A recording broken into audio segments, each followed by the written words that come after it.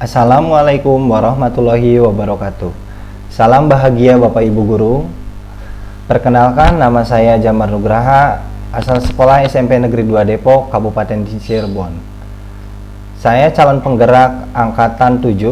Di sini saya akan menjelaskan strategi pendidikan pemikiran Ki Hajar Dewantara. Pendidikan yang berpihak kepada murid. Filosofis pendidikan bebas dari segala ikatan, dengan suci hati mendekati sang anak, bukan untuk meminta sesuatu hak, melainkan untuk berhamba pada sang anak. Filosofis pendidikan menurut Ki Hajar Dewantara. Strategi pembelajaran student center, menggunakan istilah pendidikan berhamba pada sang anak. Maksud pendidikan adalah menuntun segala kodrat yang ada pada anak, agar anak mereka dapat mencapai keselamatan dan kebahagiaan yang setinggi-tingginya, baik sebagai manusia maupun sebagai anggota masyarakat. Filosofi pendidikan Ki Hajar Dewantara. Pendidikan hanya suatu tuntunan dalam hidup dan tumbuhnya anak-anak kita. Artinya, hidup dan tumbuhnya anak di luar kehendak kita sebagai kaum pendidik. Sebagai makhluk manusia dan benda hidup, mereka hidup dan tumbuh menurut kodratnya sendiri. Pendidikan hanya bisa menuntun tumbuh hidup kekuatan itu agar dapat memperbaiki lakunya, bukan dasarnya.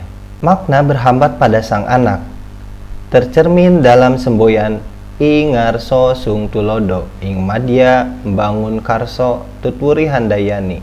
Filosofi pendidikan ini mensyaratkan pendidikan untuk memberikan tuntunan sesuai dengan tahap-tahap perkembangan anak secara budi atau cipta rasa karsa dan pekerti atau tenaga.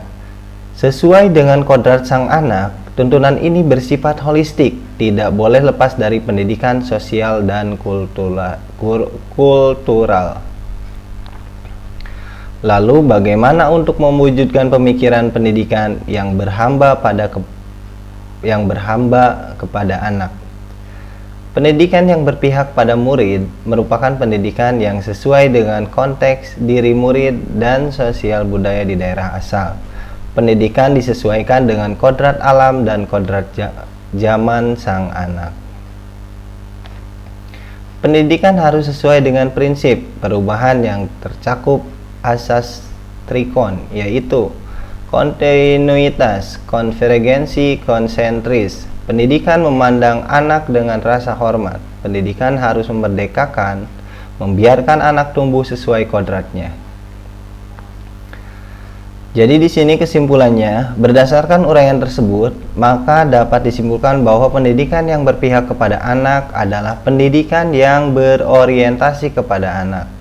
Tujuan dari pendidikan bukan adalah murid-murid dan murid.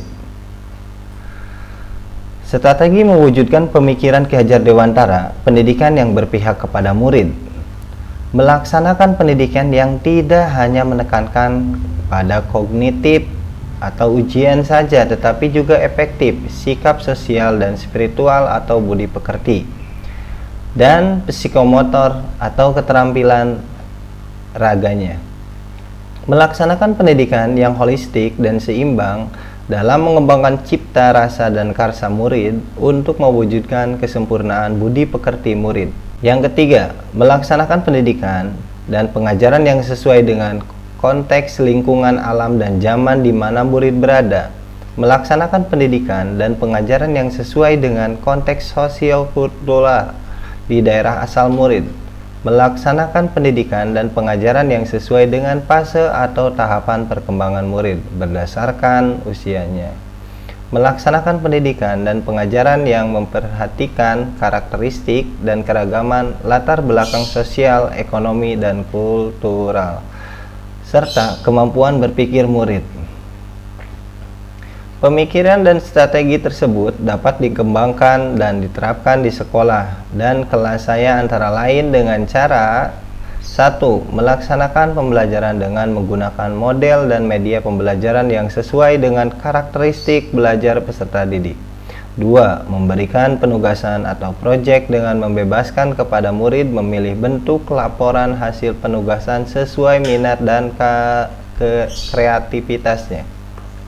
3. Melaksanakan pembelajaran yang memberikan kesempatan kepada murid untuk berpendapat dan kebebasan membangun diri pengetahuan sesuai dengan cara sendiri dan tidak selalu mengikuti kehendak guru.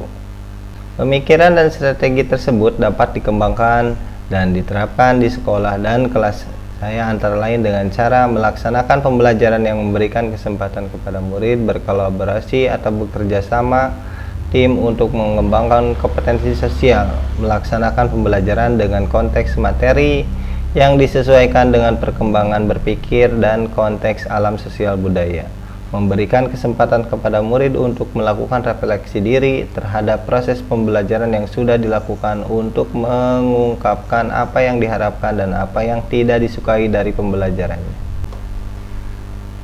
Terima kasih. Sekian dari saya, mudah-mudahan pemaparan yang saya paparkan tadi bisa bermanfaat untuk rekan-rekan yang lain. Salam guru penggerak.